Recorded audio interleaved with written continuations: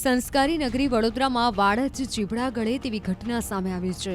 શહેરના મુચ મહુડા વિસ્તારમાં હનુમાનજી મંદિર પાસે શી ટીમની પોલીસ વેનમાં શરાબની મહેફિલ ચાલી રહી હતી। એક જાગૃત નાગરિક દ્વારા પોલીસ વાનમાં દારૂની મહેફિલની જાણ કરાઈ હતી।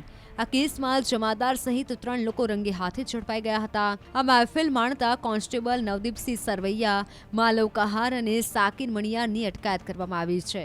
વાનના નંબરના આધારે તપાસ કરાતા van JP road she team માટે ફાળવવામાં આવેલી હોવાની વિગતો જાણવા મળી હતી।